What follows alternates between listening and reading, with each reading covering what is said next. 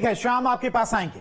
इसी बीच एक बड़ी खबर हाथरस से। कथित बाबा की वकील एपी सिंह का बड़ा दावा, दो प्रकाश मधुकर हॉस्पिटल में भर्ती है। हादसे में मधुकर के भी परिजनों की मौत हुई है। जांच एजेंसी के सामने जल्द पेश करेंगे। हॉस्पिटल से डिस्चार्ज होने के बाद पेश करेंगे। सत्संग हादसे का मुख्य आरोपी है मधुकर। अब वकील एपी सिंह की तरफ से बड़ा दावा किया गया है कि हाथरस हादसे में मधुकर के परिजनों की भी मौत हुई। इसी वजह से मधुकर अभी हॉस्पिटल में है। मधुकर पर 1 लाख रुपए का इनाम भी पुलिस की तरफ से घोषित किया गया है। जैसा कि 2 जुलाई के प्रकरण में पता चल रहा है, बहुत दुखद मौतें हुई और सेवादार ही आयोजनकर्ता थे और सेवादार के परिवार वालों की ही मृत्यु हुई और वही इंजर्ड हुए।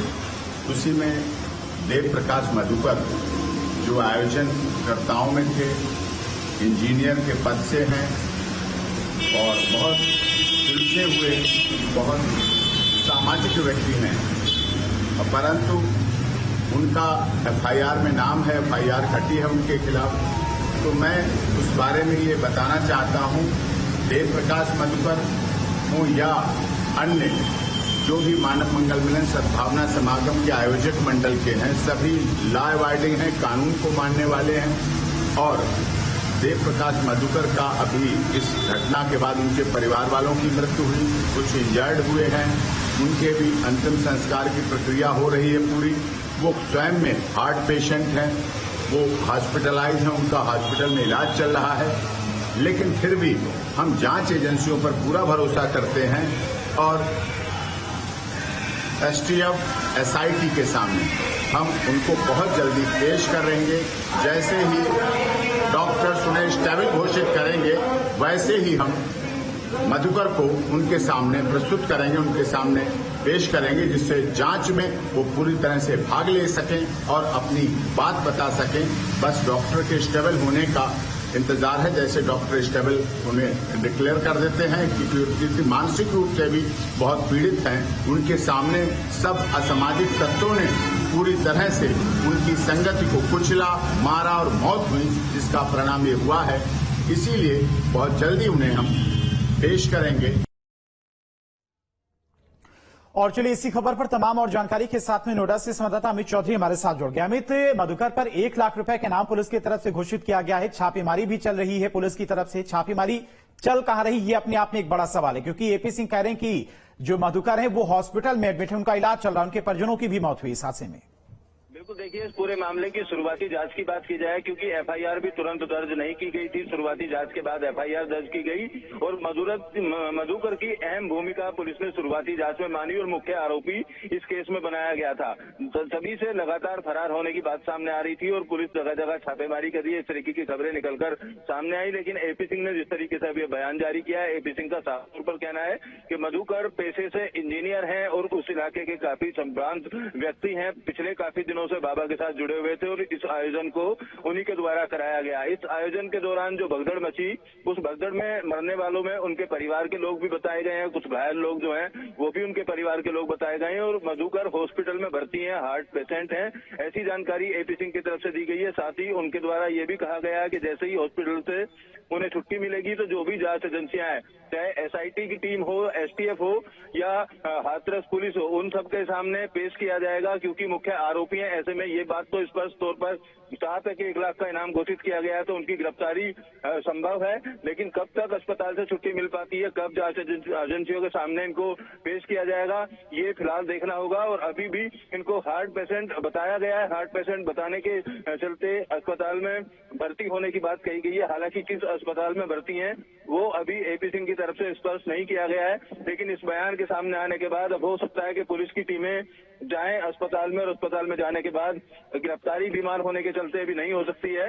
लेकिन ये जरूर हो सकता है कि मधुकर के बयान लें और बयान लेने में कई और लोगों के नाम भी सामने आ सकते हैं। जिस तरीके से पहले 6 गिरफ्तारियां हुई थी, उन गिरफ्तार लोगों से भी पूछताछ की गई, कई और लोगों के नाम सामने आने की जानकारी सामने आ रही थी। तो मधुकर क्योंकि मुख्य आरोपी पुलिस के द्वारा बनाए गए, तो अहम कड़ी इस पूरे केस की माने जा रहे हैं। तो माना जा रहा है आज शाम तक या कल तक जो पुलिस है वो मधुकर के अस्पताल में बयान ले सकती है और जैसे ही अस्पताल से छुट्टी मिलेगी उसके बाद गिरफ्तारी संभव मानी जा रही है।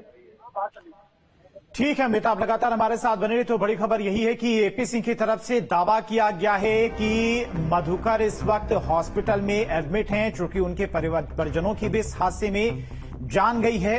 देव प्रकाश मधुकर हॉस्पिटल में भर्ती हैं। वकील एपी सिंह की तरफ से यह दावा किया गया और कहा गया कि जैसे ही वो स्वस्थ हो जाएंगे, मतलब पेशी के लायक हो जाएंगे, डॉक्टर्स की तरफ से उन्हें डिस्चार्ज कर दिया जाएगा, उन्हें एसआईटी की टीम के सामने पेश कर दिया जाएगा। और ओवैस और श्याम भी लगातार हमारे साथ जुड़े हुए हैं। ओवैस, अगर बात करें तो अब वकील एपी सिंह की तरफ से बड़ा दावा कर दिया गया यहां पर कि जो मधुकर है वो कहीं फरार नहीं है। मधुकर इस वक्त हॉस्पिटल में एडमिट है और जैसे ही वो स्वस्थ हो जाएंगे, डॉक्टर्स की तरफ से उन्हें डिस्चार्ज किया जाएगा, वो खुद ही एसआईटी टीम के सामने पेश होंगे।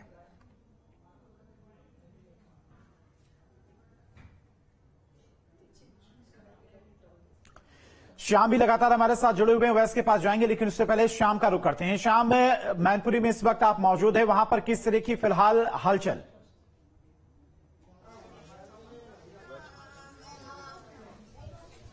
देखिए, मैनपुरी की बात की जाए तो मैनपुरी में तमाम छापों का सिलसिला लगातार जारी है। पुलिस लगातार उन गांवों में पहुंच रही है जहां बाबा के सेवादार रहते हैं, क्योंकि सेवादारों पर मुकदमा दर्ज हुआ, आयोजकों पर मुकदमा दर्ज हुआ। यही वजह है कि सेवादारों की गिरफ्तारी लगातार की जा रही है।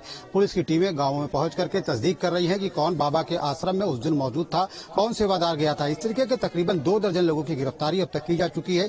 इसी सिलसिले में आज एक गाँव में हम पहुंचे, यहाँ पर भी उनके एक प्रमुख सेवादार थे जिनको गिरफ्तार किया गया, जिनका नाम राम लड़ैत यादव है। वो अपनी पत्नी के साथ इस सत्संग में दिन मौजूद थे और वो वहां पर व्यवस्था को संभालने का काम कर रहे थे। डंडा लेकर के भीड़ को तितर बितर होने से रोकना और उनको समुचित स्थान पर पहुंचाना उनके परिजनों का कहना, ये उनका काम था। उनकी बकायदा ड्रेस भी होती थी और उनको क्योंकि बाबा की जो फौज है उसमें तमाम पद भी लोगों के रहते हैं, कोई इंस्पेक्टर है, कोई कमांडर है। इस तरीके से कहा गया था कि कमांडर ने उनकी ड्यूटी लगाई थी कि महिला और पुरुष की जो पंक्तियां हैं वो अलग अलग रहें।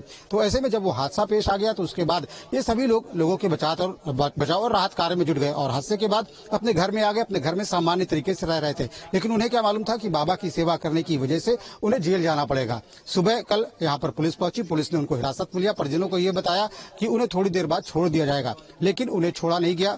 उनको आज उनकी गिरफ्तारी दिखा दी गई। यही हालत तमाम गांवों में है। बताया जा रहा है कि 2 दर्जन से अधिक ऐसे लोग। एसटीएफ जो है बाबा भोलेनाथ के आश्रम पर बिस्मा पहुंची है। वहां एसटीएफ ने बाबा की छानबीन भी की है, लेकिन बाबा की वहां न होने की सूचना सामने आ रही थी। सूत्र ये बता रहे हैं, लेकिन एसटीएफ लगातार बिस्मा थाना क्षेत्र में भ्रमण कर रही है। जहां जहां उन्होंने बाबा की होने की सूचना मिली थी वहां पहुंच रही है। आज भरतपुर जो गांव है उनके यहाँ पहुंची है और वहां जाकर उन्होंने पूछताछ की है, लेकिन ये पता लगा वहां बाबा नहीं है। लेकिन जो उनके पति थे, जो वहां सेवादार थे उस आश्रम में, उनको पुलिस ने हिरासत में लिया, उनसे पूछताछ की जा रही है। लेकिन सबसे बड़ी बात यह है, आखिर लगातार जनता पूछ रही है कि बाबा है कहाँ? बाबा को जरूर सामने आना चाहिए। बाबा अपनी बात क्यों नहीं रख रहे हैं? एक गरीब तबके के बाबा कहाँ है? आपने कहा सभी पूछ रहे बाबा कहाँ है। जिस दिन हादसा हुआ था उसके बाद आपने एक रिपोर्ट दी थी और आपने सेवादारों से बात की थी, जिसमें तस्दीक की थी सेवादारों ने कि बाबा आश्रम के अंदर है। लेकिन अब ये कहा जा रहा है कि बाबा आश्रम में नहीं। तो ऐसे में क्या लगता है किसने उन्हें फरार कर दिया? लगातार पुलिस का पहरा भी वहां पर मौजूद था।